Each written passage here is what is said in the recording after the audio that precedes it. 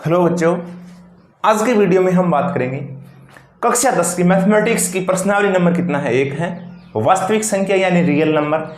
इसकी जो भी जितनी एक्सरसाइज थी, जो प्रश्नावली थी, वो हमने पीछे पढ़ लिया है प्रश्नावली के बारे में। नेक्स्ट बात करते हैं इस प्रश्नावली से जो जितने उदाहरण हैं उसको हम एक एक अच्छे तरीके से सॉल्यूशन ज्ञात करेंगे।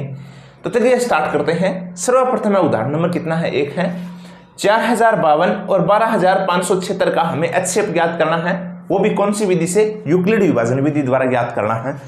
तो यूक्लिड विभाजन विधि क्या बनता है, इसका जो फार्मूला होता है वो क्या होता है, A बराबर BQ प्लस R, जहां R का मान कितना होता है 0, वहां HCF किसका मान बनता है, B का मान।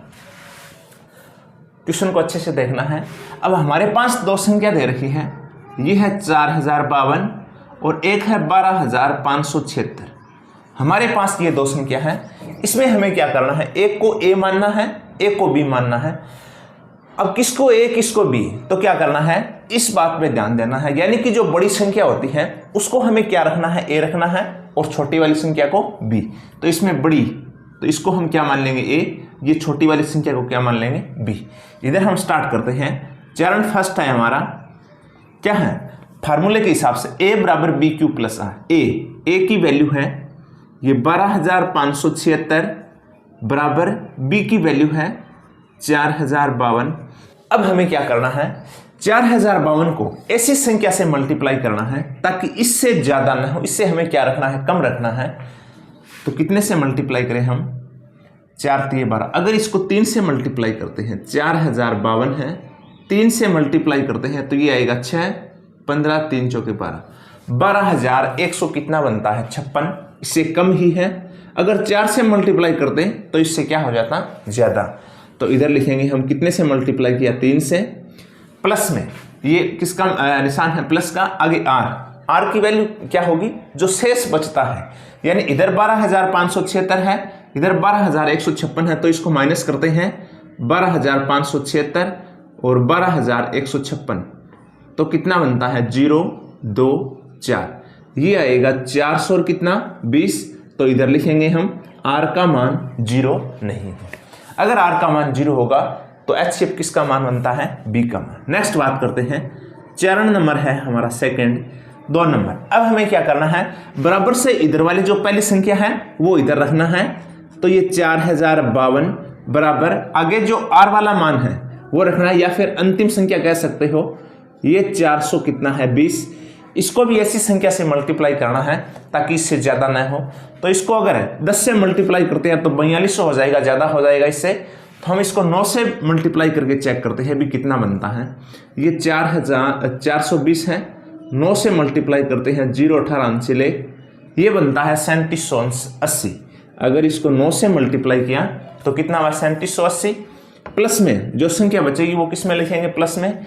इधर है हमारा 4052 और इधर है 3700 कितना है 80।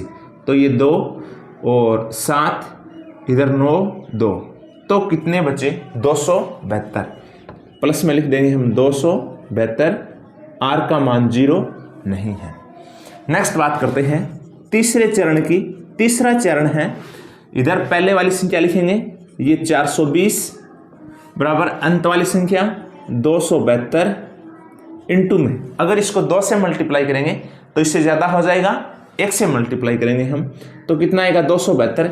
अब 420 में से अगर 272 करते हैं माइनस, ये 420 और ये है 272, तो कितना आता है 8 और ये 4 और कितना 148। R का मान 0 नहीं है। आगे बात करते हैं, चौथा चरण है हमारा, इधर लिखेंगे हम 272 बराबर ये 148 इंटू में। 148 को अगर 2 से मल्टीप्लाई करेंगे तो ज़्यादा हो जाएगा, कितना हो जाएगा 296 हो जाएगा, इससे ज़्यादा हो जाएगा। तो कितने से मल्टीप्लाई करेंगे, 1 से। अब 272 में से, ये 272 में से अगर हम 148 माइनस करते हैं तो ये बनता है 12 में से 8 गई ये 4, इधर बचे 6 2 और कितना 1, 100 कितना बनता है 24, 124। R का मान 0 नहीं है। नेक्स्ट बात करते हैं, पांचवा चरण है हमारा। इधर लिखेंगे 148 बराबर में आएगा अंत वाली संख्या यानी 124। अब 124 को 1 से ही मल्टीप्लाई करेंगे, बाकी संख्या प्लस में लिख देंगे।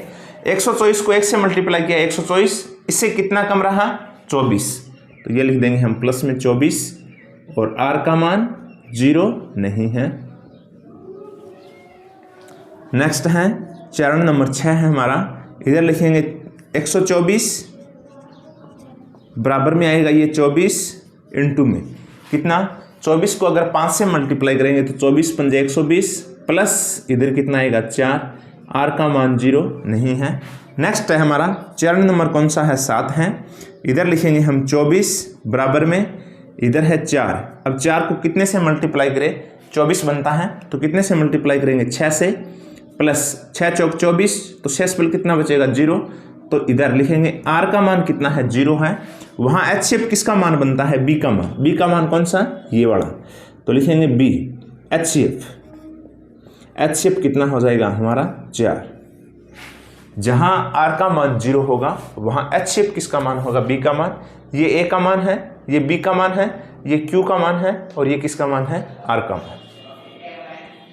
नेक्स्ट बात करते हैं, एग्जाम्पल नंबर कितना है 2 है। दर्शाइए या फिर सिद्ध कीजिए कि प्रत्येक धनात्मक सम पूर्णांक 2q के रूप का होता है तथा धनात्मक विषम पूर्णांक 2q प्लस 1 के रूप का होता है, जहां q एक क्या है पूर्णांक है। तो हमें यह बताना है कि भी धनात्मक, पहले हम जानते हैं धनात्मक संख्या क्या होती है, सम क्या होती है, विषम।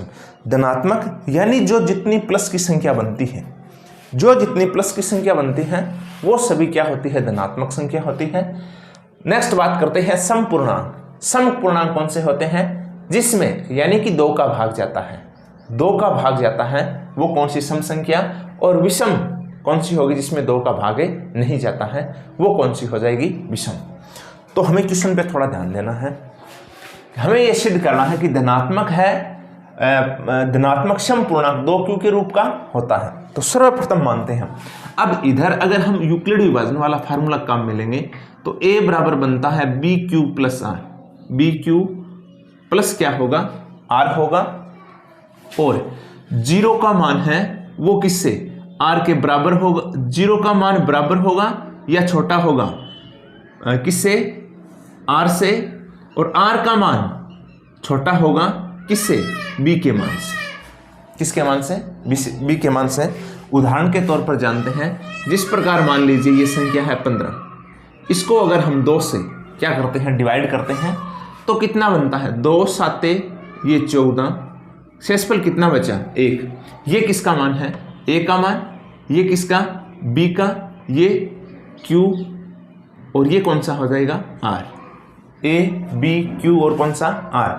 अब हमेशा जो इसकी वैल्यू होगी, जो b की वैल्यू होगी वो हमेशा यानी इस r की वैल्यू से क्या होगी बड़ी होगी, r की वैल्यू से हमेशा क्या रहेगी बड़ी रहेगी। और जो 0 होगा r का मान है, r का मान है यानी इधर वाला शेषफल है वो 0 भी हो सकता है, 0 भी हो सकता है और हमेशा क्या होगा 0 भी हो सकता है और 0 से बड़ा भी हो सकता है। तो अब हमें क्या करना है, क्वेश्चन को थोड़ा ध्यान से देखना है। इधर दे रखा है 2q, 2q का क्या मतलब हुआ, ये 2q सम पूर्णांक, हमें ये सिद्ध करना है विषम पूर्णांक है, उसको हम लिखेंगे 2q में, और विषम के लिए क्या आना चाहिए 2q प्लस 1, 2q प्लस 1। अब ध्यान से देखना है, इधर 2q इधर भी 2q, यानी कहने का मतलब है q से इधर वाली संख्या ये किसका मान है b का मान। b का मान अगर कितना है 2, b का मान कितना है 2 है, तो b का मान 2 है तो r का मान कितना रहेगा, b के मान से छोटा रहेगा, तो r का मान कितना बनेगा 0 हो सकता है, 1 हो सकता है, 0 हो सकता है और कितना हो सकता है 1 हो सकता है। ध्यान से क्वेश्चन को समझना है। अगर b का मान यानी अगर हम 2 से कोई संख्या में भाग कर रहे हैं तो उसका जो शेषफल बनेगा या तो 0 आएगा या फिर कितना आएगा 1, इससे अधिक कोई शेषफल नहीं आएगा। अब हम इसको अलग अलग रखते हैं, जिस प्रकार एक में रखेंगे हम r का मान कितना रखते हैं 0 और इधर रखेंगे r का मान कितना रखेंगे 1। हल करते हैं। अगर r का मान कितना बनता है, 0 बनता है, तो फार्मूला काम में लेंगे a बराबर ये बी क्यू प्लस क्या बनता है r, तो a बराबर ये b की वैल्यू हमारे पास दे रखे हैं, ये 2 है और ये q है, प्लस r का मान कितना है, 0 है। अब 0 जोड़ो घटाओ कोई फर्क नहीं पड़ेगा, तो a बराबर आएगा 2q। अब अगर इस 2q को अगर हम 2 से डिवाइड करते हैं तो 2 का भाग पूरा चला जाता है, इसको अगर हम 2 से डिवाइड करते हैं तो 2 का भाग पूरा चला जाता है। इसका क्या मतलब हुआ, जिस संख्या में 2 का भाग जाता है वो संख्या कौन सी बनती है, सम संख्या। कौन सी संख्या बनती है, सम संख्या। तो ये वाली संख्या है, यानी कहने का क्या मतलब है, a बराबर 2q, ये कौन सा है, सम पूर्णांक। इधर लिखेंगे हम सम पूर्णांक, या फिर इस प्रकार लिख सकते हो भी सम संख्या क्यों है, तो इधर लिखेंगे इस संख्या में 2 का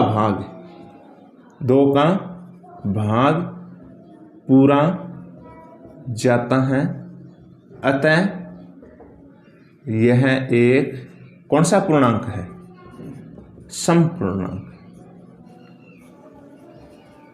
कौन सा पूर्णांक है, सम पूर्णांक। जिस संख्या में 2 का भाग पूरा जाता है वो कौन सा पूर्णांक है, सम पूर्णांक। नेक्स्ट बात करते हैं, अगर r का मान हम कितना रखते हैं, 1 रखते हैं, तो वही फार्मूला काम में लेंगे हम, a बराबर बी क्यू प्लस r, तो a बराबर b की वैल्यू है 2, ये q प्लस r का मान कितना बनता है, 1 बनता है। अब इसमें कोई कॉमन नहीं आता है, नहीं पूरी में अगर कॉमन नहीं आता है तो हम भाग भी नहीं दे सकते। अगर कोई कॉमन बनता, 2 कॉमन बनता तो फिर आसानी से 2 का भाग चला जाता। तो ये कौन सी संख्या है, इसको हम क्या कहेंगे, विषम पूर्णांक। क्यों कहेंगे, क्योंकि इसमें 2 का भाग नहीं जाता है। जिस प्रकार आप चेक कर सकते हो विषम पूर्णांक। अब q की वैल्यू कोई भी संख्या हो सकती है, सम भी और विषम भी। जिस प्रकार सम लेके चेक करते हैं हम, 2 का 2, q की वैल्यू 4 रखा और इधर कितना प्लस में कितना रखा 1, तो कितना बनता है, 4 को 2 मल्टीप्लाई करेंगे तो कितना बनेगा 8 और 1 कितना बनता है 9। 9 कौन सी संख्या होती है, 9 होती है हमेशा विषम संख्या। इसी प्रकार q का मान कोई भी संख्या आप रख के चेक कर सकते हो, इसका जो भी आंसर बनेगा वो किस प्रकार का आएगा, विषम रूप में आएगा। तो ये संख्या है, ये कौन सी संख्या है, विषम पूर्णांक है। लिख सकते हो इस पूर्णांक में 2 का भाग नहीं जाता है, 2 का भाग पूरा नहीं जाता है, अतः कौन सी 2q प्लस 1 एक विषम धनात्मक पूर्णांक है। विषम धनात्मक पूर्णांक है। क्यों है, क्योंकि इस संख्या में, इस पूर्णांक में 2 का भाग नहीं जाता है। नेक्स्ट है हमारा एग्जाम्पल नंबर कितना है, 3 है। दर्शाइए कि एक धनात्मक विषम पूर्णांक 4q प्लस 1 या 4q प्लस 3 के रूप का होता है, जहां q एक क्या है, पूर्णांक है। अगर आपने उदाहरण नंबर 2 है वो ध्यान से समझा है तो बिल्कुल सेम का सेम उसी प्रकार का क्वेश्चन है, हल करते हैं। धनात्मक विषम पूर्णांक दे रखे हैं तो हम वही फार्मूला काम में लेंगे यूक्लिड विभाजन विधि द्वारा। क्या बनता है, a बराबर होता है b q plus r, b q plus क्या बनता है r, a बराबर बी क्यू प्लस है r। 0 का मान क्या होगा, 0 का मान छोटा होगा या बराबर होगा किसके मान के, यानी r के मान के, और r का मान है वो छोटा होगा किसके मान से, b के मान से। इसका जो सॉल्यूशन है वो हमने पहले भी पढ़ लिया है, उदाहरण एग्जाम्पल नंबर कितने 2 में। अब इधर दे रखे हैं हमारे पास है 4q प्लस 1, 4q प्लस कितना है 3 है, तो यानी ये 4 दे रखे, इधर भी 4 है, इधर भी 4 है। ये 4 किसका मान है, ये मान है हमारा b का मान, ये q, ये किसका मान है r का मान, यानी b का मान दे रखे है क्वेश्चन में, b का मान, b का मान है हमारे पास 4। अगर b का मान 4 बनता है, b का मान अगर 4 होता है तो r का मान क्या होगा। अगर कोई संख्या में 4 से भाग कर रहे हैं तो इस संख्या के संभावित शेषफल है वो क्या होंगे, 0 हो सकता है, 1 हो सकता है, 2 हो सकता है और कितना 3 हो सकता है। 0, 1, 2, 3 ये हो सकता है। तो हम क्या करेंगे, आर का मान अलग अलग रख के हम चेक करेंगे। एक बार 0 रखेंगे, 1 रखेंगे, 2 रखेंगे और कितना रखेंगे, 3 रखेंगे। देखेंगे भी ये सम है या फिर किस प्रकार का है, विषम है। अगर 2 से डिवाइड है, 2 से भाग जाता है तो कौन सा हो जाएगा, सम पूर्णांक। अगर 2 से भाग नहीं जाता है तो कौन सा हो जाएगा, विषम पूर्णांक। चलिए स्टार्ट करते हैं। सर्वप्रथम आर का मान कितना रखते हैं, 0 रखते हैं। इसके बाद आर का मान रखेंगे 1। नेक्स्ट आर का मान रखेंगे हम 2। आगे आर का मान रखेंगे हम 3। अब इधर से स्टार्ट। अगर आर का मान कितना बनता है, 0 बनता है, तो फार्मूला है हमारा a बराबर बी क्यू प्लस आर। तो a बराबर b की वैल्यू दे रखी है, कितना है 4, तो ये q का q प्लस r का मान कितना है 0। 0 जोड़ो घटाओ कोई फर्क नहीं पड़ेगा। तो अगर इसको हल करते हैं a, इसमें अगर कॉमन लेते हैं तो कॉमन कितना बनता है, 2 बन सकता है, तो इधर बचेगा 2q बटे में। अगर इससे 2 से भाग करते हैं हमें ये चेक करते हैं सम और विषम के बारे में भी, ये सम है या विषम है। अगर इसमें 2 से डिवाइड करते हैं तो 2 से 2 क्या हो जाएगा, कैंसिल हो जाएगा। तो ये है हमारा कौन सा, a बराबर 4q है। ये कौन सा है, सम पूर्णांक है। कौन सा पूर्णांक है, सम पूर्णांक। या फिर काटने के बाद लिख सकते हो 2 से 2 कैंसिल हुआ तो इधर कितना बचा, 2q है, वो कौन सा है, सम पूर्णांक। ये कौन सा पूर्णांक है, सम पूर्णांक। अब सम पूर्णांक क्यों है, क्योंकि ये पूरी संख्या 4q है, ये किससे, 2 से क्या है, डिवाइड है। तो ये हो जाएगा हमारा सम पूर्णांक। जिसमें 2 का भाग जाता है वो सम, जिसमें 2 का भाग नहीं जाएगा वो कौन सा हो जाएगा, विषम। इसी प्रकार r का मान रखते हैं हम कितना, 1। अगर r का मान 1 रखते हैं तो फार्मूला लेंगे हम a बराबर बी क्यू प्लस आर। तो a बराबर b की वैल्यू है 4, ये q प्लस r की वैल्यू कितना है, 1 है। अब इस क्या संख्या में कोई कॉमन नहीं है, कोई कॉमन नहीं बनता है कोई कॉमन नहीं है, या फिर इस संख्या में 2 का भाग नहीं जाता है, तो ये कौन सा पूर्णांक है। इस संख्या में ये 2 से भाज्य नहीं है, इधर लिख सकते हो ये 2 से भाज्य नहीं है। तो ये कौन सा है, ये 4q प्लस 1 कौन सा पूर्णांक है, विषम पूर्णांक। विषम पूर्णांक, ये है हमारा विषम पूर्णांक। नेक्स्ट बात करते हैं। अगर r का मान रखते हैं कितना, 2, तो वही फार्मूला a बराबर b q plus r. b की वैल्यू है 4, ये q प्लस r की वैल्यू कितना है, 2 है। तो a बराबर, इसमें अगर कॉमन रखते हैं तो कॉमन कितना बनता है, 2, तो ये आएगा 2q प्लस 1। अगर इसको 2 से डिवाइड करते हैं, 2 से डिवाइड करते हैं तो ये 2 से 2 क्या हो जाएगा, कैंसिल। यानी इस पूरी संख्या में इधर वाला मान है कितना, ये है a बराबर 4q प्लस 2। ये कौन सा पूर्णांक है, सम पूर्णांक है। सम पूर्णांक क्यों है, लिख सकते हो क्योंकि ये 2 से क्या है, डिवाइड है, 2 का भाग जाता है। तो ये कौन सा पूर्णांक है, सम पूर्णांक। कौन सा पूर्णांक है, सम पूर्णांक। इसी प्रकार नेक्स्ट बात करते हैं। अगर r का मान रखते हैं हम कितना, 3, तो क्या बनता है, a बराबर b की वैल्यू 4, ये q प्लस r की वैल्यू है 3। इसमें ध्यान से देखना है, इसमें कोई कॉमन नहीं बनता है, 2 से ये संख्या डिवाइड भी नहीं है।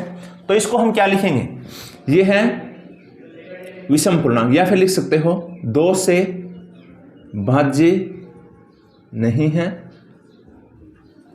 तो कौन सा, ये 4q प्लस 3 कौन सा पूर्णांक है, विषम पूर्णांक, या विषम धनात्मक पूर्णांक भी लिख सकते हो। ये कौन सा पूर्णांक है, विषम पूर्णांक। अब हमें ये चेक करना है, एक धनात्मक पूर्णांक है, अब हमें विषम के बारे में पूछा गया है। तो विषम कौन कौन सी है, एक तो ये हमारा विषम है, विषम पूर्णांक। इधर लिख देंगे हम विषम पूर्णांक कौन सा है, एक तो है 4q प्लस 1, और दूसरा विषम कौन सा है, ये 4q प्लस कितना है, 3। ये है विषम पूर्णांक। अगर सम पूर्णांक के बारे में होता तो सम पूर्णांक कौन सा होता, एक तो ये वाला कौन सा 4q, ये सम। इसी प्रकार ये 4q प्लस 2, ये भी कौन सा पूर्णांक है, सम पूर्णांक। नेक्स्ट है हमारा एग्जाम्पल नंबर कितना है, 4 है। ये क्वेश्चन इस प्रकार का दे रखे हैं, भी एक मिठाई विक्रेता के पास 420 काजुओं की काजू और बर्फी तथा 130 बादाम की बर्फियां हैं, उनमें से एक डेरिया बनाना चाहता है कि प्रत्येक डेयरी में बर्फियों की संख्या समान रहे। ये डेयरियां बर्फी के परात में न्यूनतम स्थान घेरे। इस काम के लिए प्रत्येक डेयरी में कितनी कितनी बर्फियां रखी जा सकती हैं। तो इसके लिए हमें क्या याद करना है, HCF ज्ञात करना है। 420 और 130 का क्या याद करना है, HCF। यू आप कोई सी विधि से ज्ञात कर सकते हो, कोई विधि का नाम नहीं दे रखा, तो अभाज्य गुणनखंड विधि से ज्ञात कर सकते हो या फिर यूक्लिड विभाजन विधि द्वारा ज्ञात कर सकते हो। अगर यूक्लिड विभाजन विधि से ज्ञात करते हैं तो यार ये किसकी वैल्यू हो जाएगी, ए की वैल्यू, और ये किसकी वैल्यू हो जाएगी, बी की वैल्यू। यूक्लिड विभाजन का हमारे पास फार्मूला है ए बराबर बी क्यू प्लस आर, जहां आर का मान कितना रहेगा 0, वहां HCF किसका मान बनता है, बी का मान। तो सर्वप्रथम बात करते हैं चरण नंबर फर्स्ट है हमारा ए की वैल्यू है 420 बराबर बी की वैल्यू है 130। अब इसको कितने से मल्टीप्लाई करें, 420 से ज़्यादा ना हो, इसको हम 3 से मल्टीप्लाई करेंगे तो कितना आएगा, 13 3 39, 390 प्लस में कितना रहेगा, ये 30। तो इधर लिख सकते हैं आर का मान 0 नहीं है।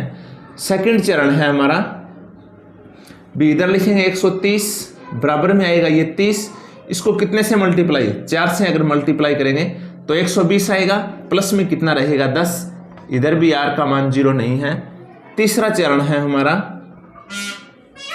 ये है 10, सॉरी इधर कितना है, ये 30 इंटू में लिखें, बराबर में लिखेंगे, ये 10 इंटू में कितना आ जाएगा, इसको कितने से मल्टीप्लाई करें, 3 से मल्टीप्लाई करेंगे तो पूरा 30 हो जाएगा, तो प्लस में कितना रखेंगे 0, तो इधर लिखेंगे आर का मान कितना है 0।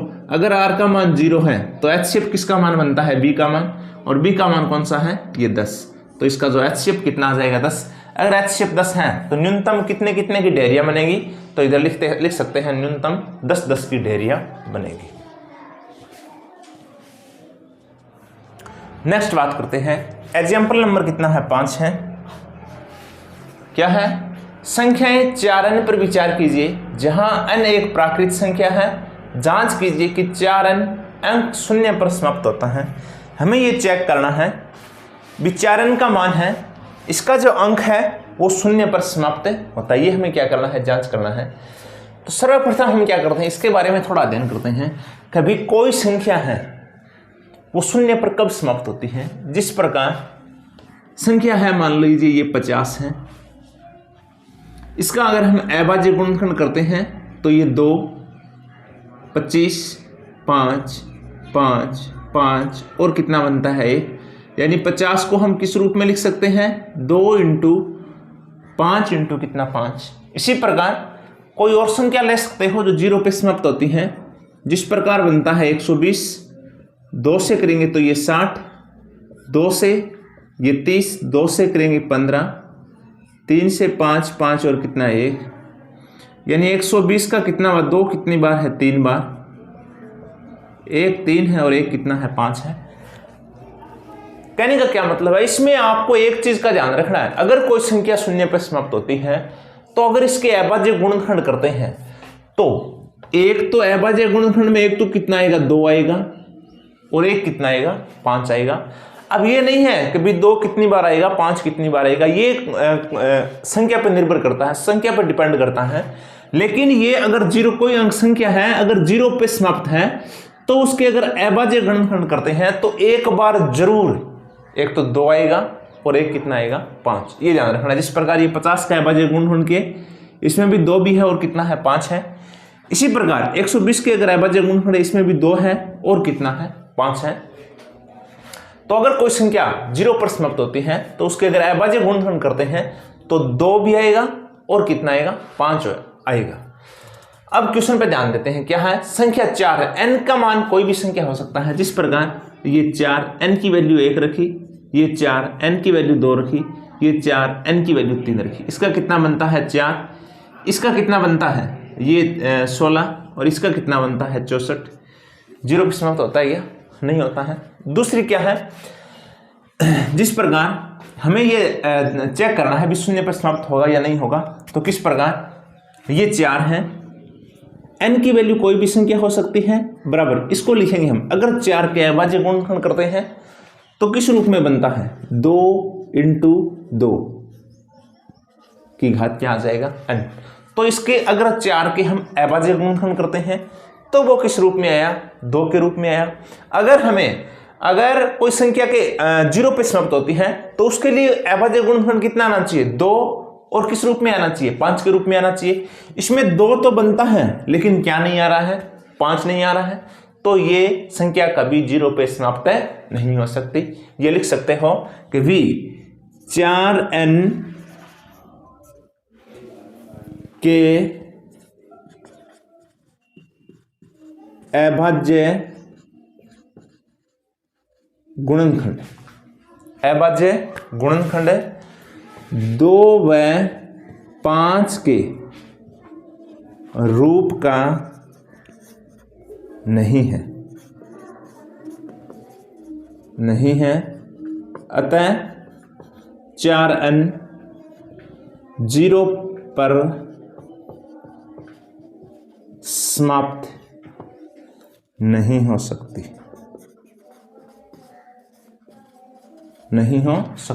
क्यों नहीं हो सकती? 0 पे समाप्त तभी होगी अगर उस संख्या के अभाज्य गुणनखंड करेंगे तो या 2 और 5 दोनों आना चाहिए। इसमें 2 तो है लेकिन क्या नहीं है, 5 नहीं है, तो ये संख्या कभी 0 पे समाप्त नहीं हो सकती। नेक्स्ट बात करते हैं, एग्जाम्पल नंबर कितना है, 6 है। संख्याएं 4 और 20 के अभाज्य गुणनखंड विधि द्वारा हमें क्या याद करना है, HCF और LCM याद करना है। ये अभाज्य गुणनखंड विधि अगर करते हैं 6, 2 से करते हैं 3, 3, 1, इसी प्रकार ये 20 है, 20 के अगर अभाज्य गुणनखंड करते हैं तो 2, ये 10 बनता है 2, और कितना आएगा 5, 5 और कितना 1। अब जो भी है 6 के अभाज्य गुणनखंड किस रूप में है, 2 × 3 के रूप में, और 20 के अभाज्य गुणनखंड है वो किस रूप में है, 2 × 2 × ये 5 के रूप का है। या फिर इधर लिख सकते हो 2 का स्क्वायर भी लिख सकते हो, या 2 बार लिख सकते हो। अब हमें याद करना है, एक तो HCF याद करना है और एक क्या याद करना है, LCM। HCF कौन सी संख्या होती है, HCF में सबसे कम घात लेनी है और वो संख्या दोनों में होना चाहिए। किस प्रकार, अब इसमें ऐसी कौन सी संख्या है जो दोनों में है, तो इधर या फिर घात की बात करें तो सबसे न्यूनतम घात लेनी है, सबसे कम घात लेनी है। इधर बात करें 2 की कितना घात बनता है, 1, इधर 2 की कितना बनता है, 2 बनता है, तो कौन से लेंगे, कम वाली घात लेंगे, 2 की कितना लेंगे, 1। इसी प्रकार आगे ऐसी कोई संख्या नहीं है जो दोनों में है, इसमें 3 है, इसमें नहीं है, इसमें 5 है, इसमें नहीं है, तो इसका जो हमारा HCF आएगा 2 की घात 1 का क्या मतलब हुआ, 2। इसका जो HCF बनेगा वो कितना होगा, 2। जो LCM होता है उसमें अधिकतम घात होती है, अधिकतम घात लेंगे और पीछे जो जितनी संख्या बचेगी वो सभी संख्या लेंगे। अब 2 में, और इधर 2 एक बार है, इधर 2 कितनी बार है, 2 बार है, तो अधिकतम घात लेंगे तो 2 कितनी बार लिखेंगे हम, 2 बार। पीछे जो जितनी संख्या बचेगी वो सभी रखेंगे हम। पीछे कौन सा बचा है, 3 बचा है, और कितना है, 5 है, तो इसके अगर गुण मल्टीप्लाई करते हैं, 2 2 4, 4 3 12, 12 5 कितना 60, तो इसका जो LCM बनेगा वो कितना आएगा, 60, और HCF कितना बनता है, 2। HCF में क्या करते हैं, न्यूनतम घात लेते हैं और LCM में अधिकतम घात लेते हैं।